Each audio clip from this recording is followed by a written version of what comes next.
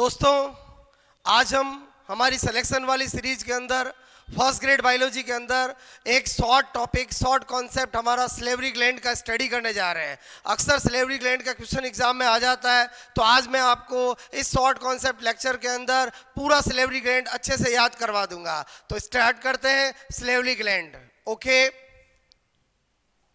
सबसे पहले आपको पता होना चाहिए कि मनुष्य के अंदर तीन आपसे मैं कहूं जोड़ी 3 पेयर स्लेवरी ग्लैंड उपस्थित होती है। लेकिन अगर आपको मैमल्स के अंदर पूछा जाए तो 4 पेयर स्लेवरी ग्लैंड होती है, जिसमें number 1 submandibular, number 2 sublingual, number 4 third आपका पेरोटिड, नंबर 4 इंफ्रा ऑर्बिटल। आपको पता होना चाहिए जो इंफ्रा ऑर्बिटल है वही ह्यूमन में क्या होती है, एब्सेंट होती है। अगर आपको पूछा जाए रैबिट के अंदर कितनी होती है, तो रैबिट में 4 जोड़ी होती है, लेकिन मैमल्स में 4 जोड़ी होती है। लेकिन मैमल्स के अंदर ह्यूमन जो होता है उसमें 3 जोड़ी होती है। ह्यूमन में कौन सी एब्सेंट होती है, infra orbital salivary gland absent होती है। अक्सर एग्जाम में आता है, ध्यान रखना है। उसके बाद स्लेवरी ग्लैंड जो होती है वो एक्सोक्राइन ग्लैंड होती है। It means her salivary gland से कोई ना कोई स्पेसिफिक डक्ट उपस्थित होगी। अब यहां पर क्या होता है कि जनरली जो एक्सोक्राइन ग्लैंड होती है उनकी डक्ट का नाम याद करने की जरूरत नहीं पड़ती है, क्योंकि आपको पता है जो आपका लीवर है तो वो भी एक्सोक्राइन ग्लैंड है, सबसे बड़ी ग्रंथि है, उसकी डक्ट का नाम हिपेटिक डक्ट है,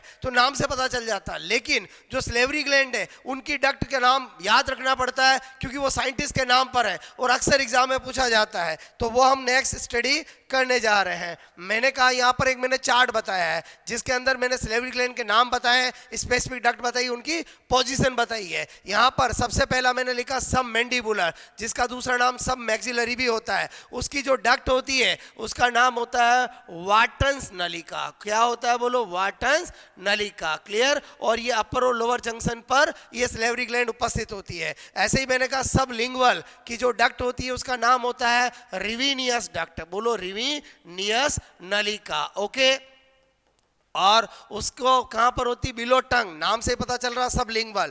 फिर होती पेरोटिड, जिसकी डक्ट का नाम होता है स्टेंसन नलिका। कौन सी नलिका बोलो, स्टेंसन। मैंने कहा आपको ये क्या होती है, बिलो ईयर। अब क्या होता है, ये तो बुक्स में लिखा होता है, जनरल स्टूडेंट भूल जाते हैं। वहां एग्जाम में आता है वाटन डक्ट किस स्लेवरी ग्लैंड से संबंध रखती है, तो यही ऑप्शन आपके एग्जाम में रहते हैं। या आपको पूछा जाता है सब लिंगुअल स्लेवरी ग्लैंड की डक्ट कौन सी होती है, तो वहां एग्जाम में क्या होता है, भूल जाते हैं। वो हमेशा आपको याद रखने के मैं क्या लॉजिक बता रहा हूं, जो हमारा मेन इस सीरीज का पर्पज है कि जो कंटेंट, जो चीजें किताबों में लिखी होती है और अक्सर एग्जाम में पूछने पर स्टूडेंट कंफ्यूज हो जाते हैं, स्लीप मिस्टेक कर देते हैं, उनको दूर कैसे किया जाए, वो मेरा मेन मोटिव है। तो मैं आपको एक लॉजिक बताता हूं। मैंने कहा सब मैंडिबुलर स्लेवरी ग्लैंड है तो उसकी डक्ट हमेशा क्या होगी, वाटन्स डक्ट होगी। यानी सब मैंडिबुलर स्लेवरी ग्लैंड का संबंध किस डक्ट से होगा, बोलो वाटन से। और वाटन डक्ट जो है उसका संबंध किस स्लेवरी ग्लैंड से होगा, सब मैंडिबुलर से। इसका मतलब हुआ,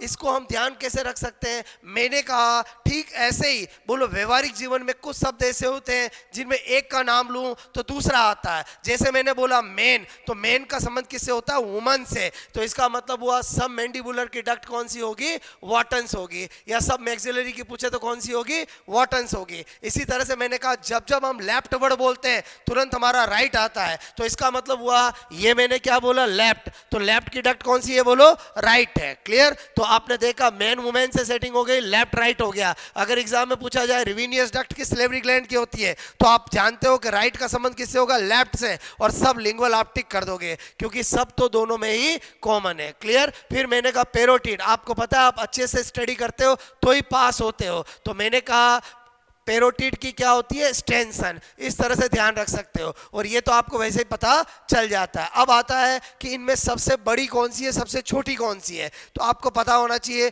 पेरोटिड स्लेवरी ग्लैंड सबसे बड़ी लार्जेस्ट होती है और सब लिंगुअल स्मॉलेस्ट होती है। अब इनको कैसे याद रखेंगे, तो मैंने कहा वेरी सिंपल, एक वर्ड है बोलो आपका एल, एक है एम और एक है आपका पी। क्लियर। एल का मतलब लिंगुअल, एम का मतलब मैंडिबुलर और पी का मतलब पेरोटिड। आपसे मैं पूछूं एबीसीडी में सबसे बड़ा बाद में आने वाला वर्ड कौन सा है, पी, तो सबसे लार्जेस्ट कौन सी होगी, पेरोटिड। सबसे पहले वर्ड कौन सा आ रहा है, बोलो एल, एल का मतलब लिंगुअल सबसे छोटी होगी, ऐसे याद रख सकते हो। क्लियर। ओके। उसके बाद आपको क्या बता रहा हूं, दो बहुत इंपॉर्टेंट बातें आपको अक्सर पता पूछा जाता है कि टाइलिन एंजाइम वो लोग का सीक्रेशन कौन सी स्लेवरी ग्लैंड करती है। तो पैरोटिड सिलेवरी ग्लैंड जो है वो टाइलिन एंजाइम का सिक्रेशन करती है। यहाँ से ये पी साइलेंट रहता है, पी से आप सेटिंग बिठा सकते हो कि पैरोटिड से ही टाइलिन एंजाइम सीक्रेट होता है। और टाइलिन एंजाइम क्या काम करता है, स्टार्च को माल्टोज में बदलता है। क्लियर? इसीलिए टाइलिन एंजाइम को हम क्या कहते हैं,